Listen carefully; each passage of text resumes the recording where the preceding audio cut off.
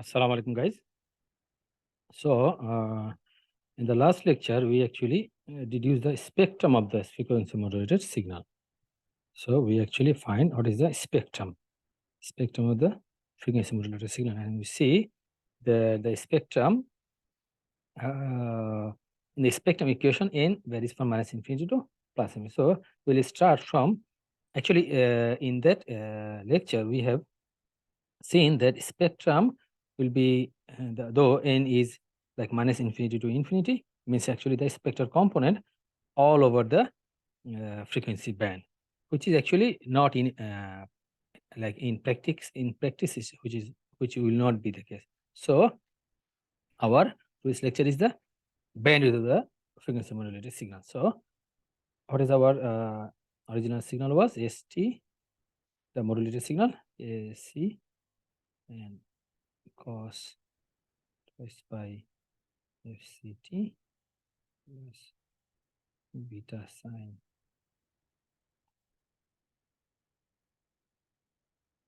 Right, and the spectrum S of F. We actually deduce the spectrum is nothing but the AC n equal to minus infinity to infinity Jacobian of B del of F minus.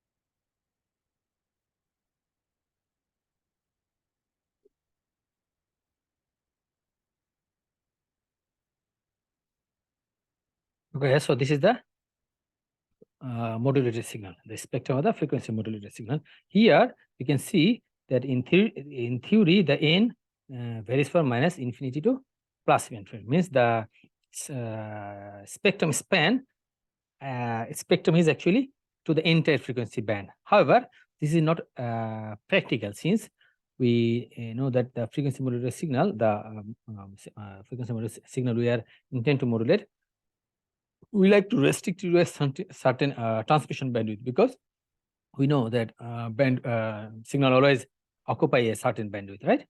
So frequency signal always occupy certain bandwidth. So what we can say that this theoretically the signal spans from this signal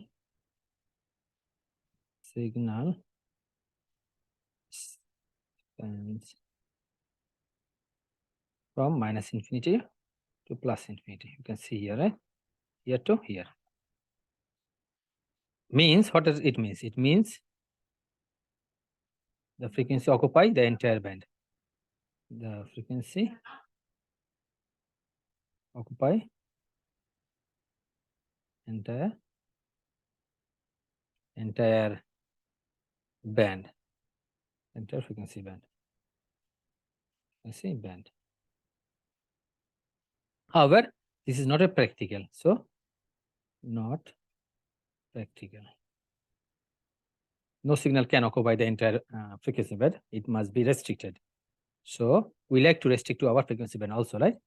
Because when we transmit, because we know transmission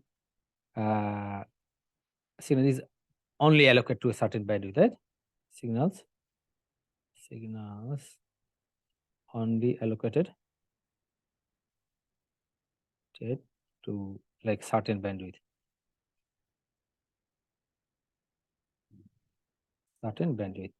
Because signal is always allocated to a certain bandwidth, that's why this span, like unlimited span of bandwidth, theoretically, it also needs to be restricted. So this frequency modulated signal needs to be restricted, right? Okay. And also there are certain facts that when the signal occupy the entire frequency band, it decays very fast with increase of the frequencies, right? So we do not want a entire bandwidth frequency. We want to bandwidth with a significant portion. So what else we can say there? When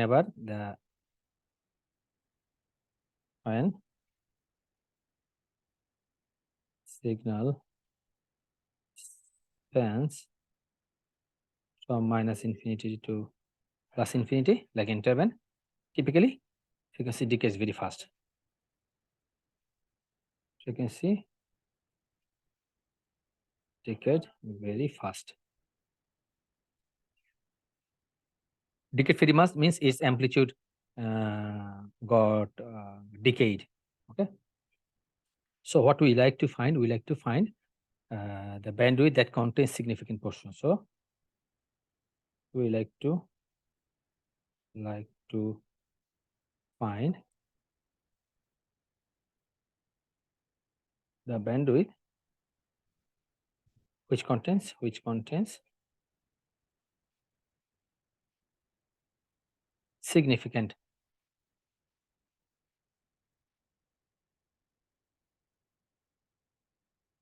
portion of the frequency signal, significant portion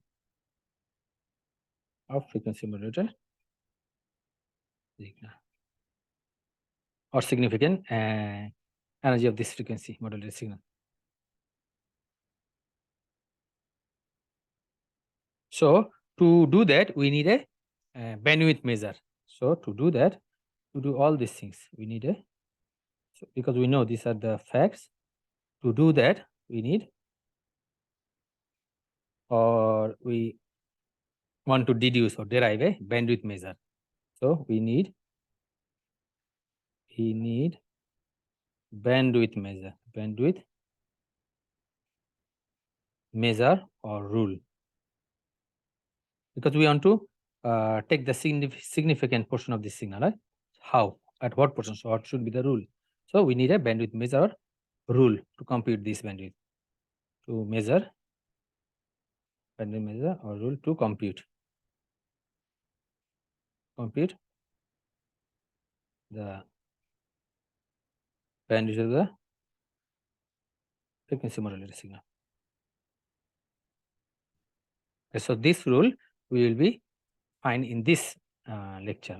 In this lecture we'll try to find this rule. Okay. Okay. So the rule. So we need a rule. Rule for bandwidth of frequency modulated signal. That rule we are looking for as a frequency modulated signal is called Carson's rule. Carson's rule. So this will the rule that will help us to find the bandwidth of this frequency modulated signal is termed as a Carson's rule. Okay.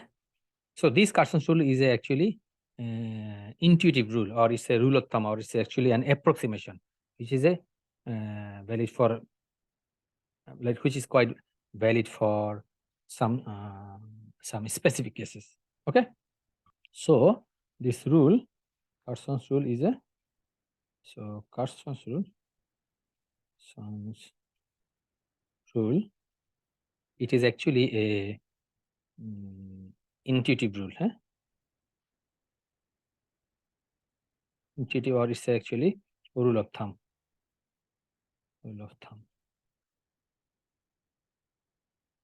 Or it's actually an approximation.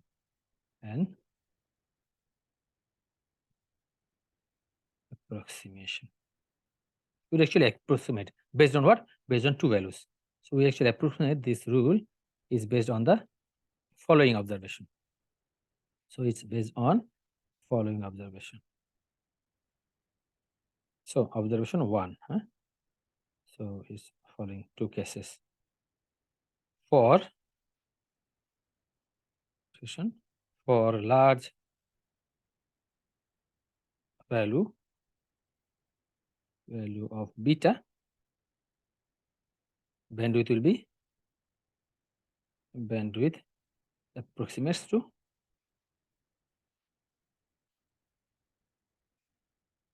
del f, where we know this del f is the peak frequency deviation. This is actually peak frequency deviation. Peak frequency peak deviation, and is also for small value of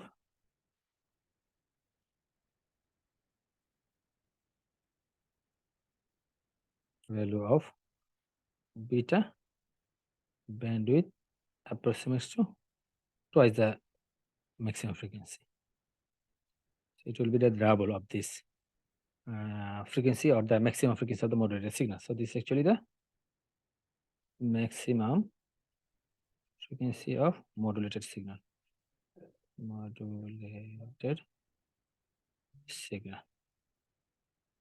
Okay, so there are two approximation, large and small value of beta. So combining these two principles, Carson's rule for bandwidth of frequency modulated signal is given as, so combining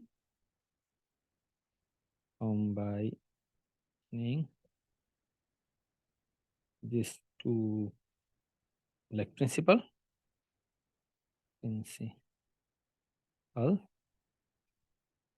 Carson's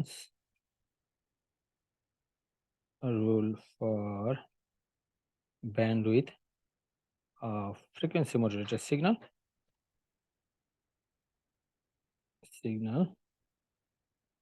is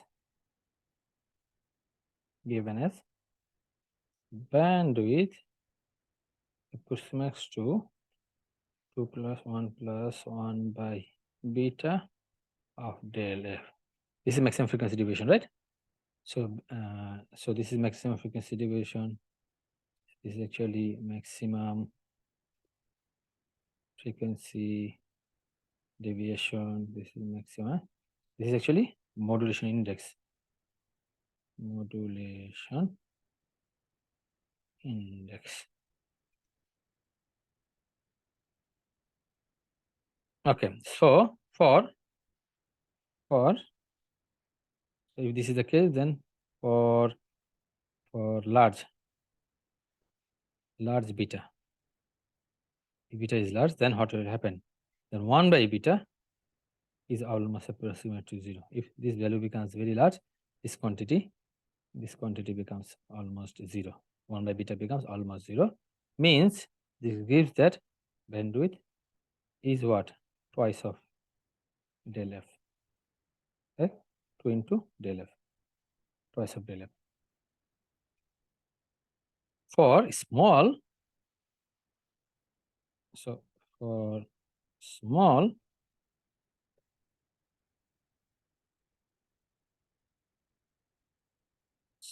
beta, 1 by beta becomes very, very large. Then the bandwidth will be twice plus 1 by beta del f, right? So which will be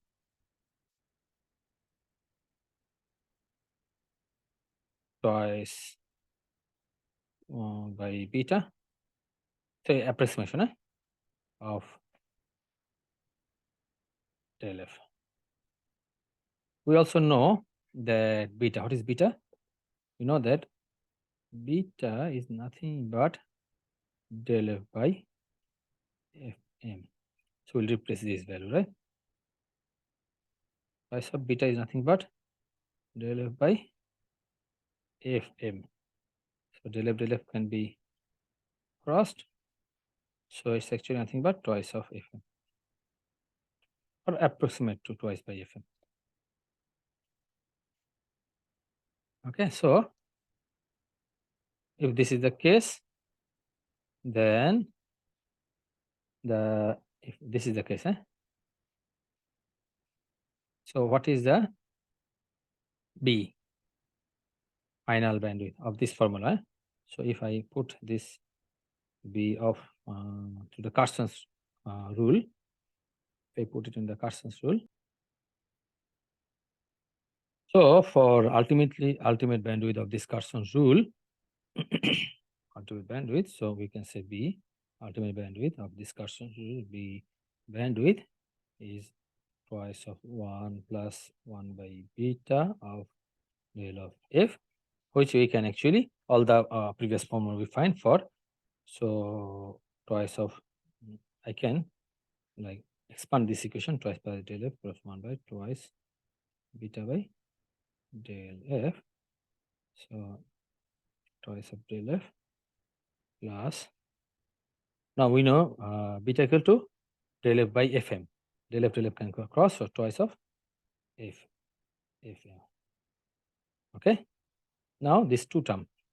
So we is actually nothing but the twice of the maximum frequency. Del f is the maximum frequency and maximum deviation, sorry, and fm is the modulated signal. So it's actually nothing but twice of the maximum frequency deviation, and this is actually maximum frequency deviation, and it's actually twice the maximum modulating frequency. Maximum modulating frequency. Okay, now this is actually a practical approximation, okay, to find the or it's actually a very good approximation to find the frequency modulated signal, bandwidth of the frequency, or how much bandwidth a frequency modulated signal occupy in a practical communication system. So let us give you an example. So let us see some example.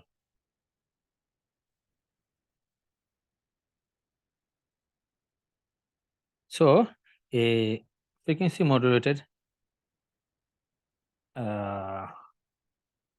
signal having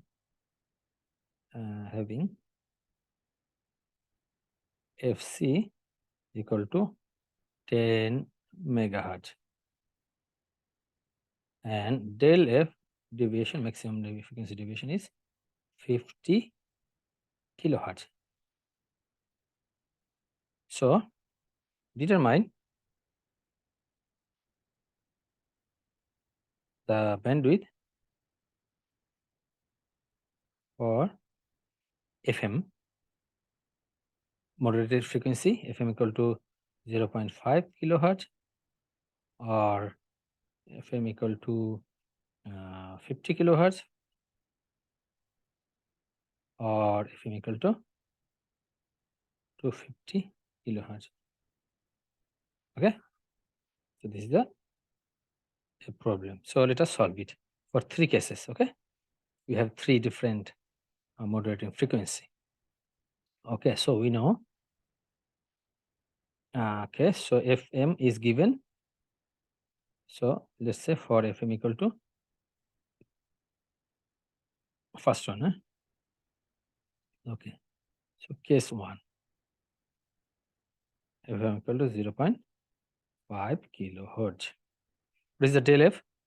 Oh, sorry, what is the beta? Beta is nothing but del f by fm. What is the del f in this case? Del f is 50. So del f is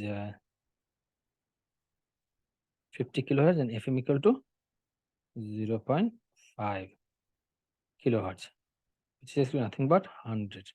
So beta is much greater than 1. If beta is much greater than 1, so we say since beta is much greater than 1, then from Carson's rule, what we find?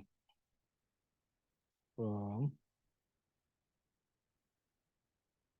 Carson's rule, what do we find? We find that bandwidth is nothing but twice of the bandwidth is nothing but twice of the del f, isn't it?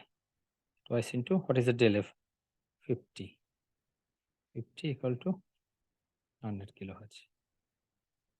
The case one. So case two. Okay, so for case 2, FM is 50 kilohertz, right? Okay, FM is 50 kilohertz. What is beta? Beta is del F by FM.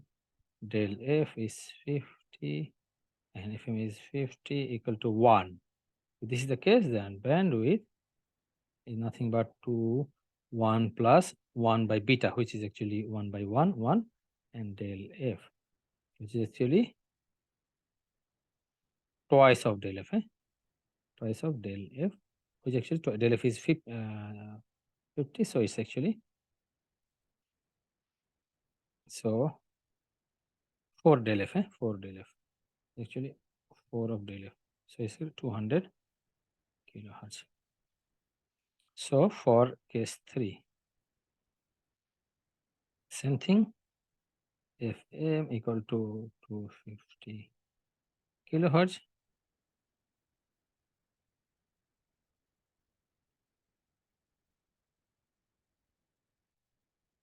The beta equal to 50 by 250, which is equal to 0.2, is less than 1. So we know if it's less than 1 beta, then bandwidth is nothing but twice of FM, twice of FM. So twice FM, which is actually the twice of 250 kilohertz, which is actually 500 kilohertz. Okay. Okay. So here actually we ends our Carson's rule.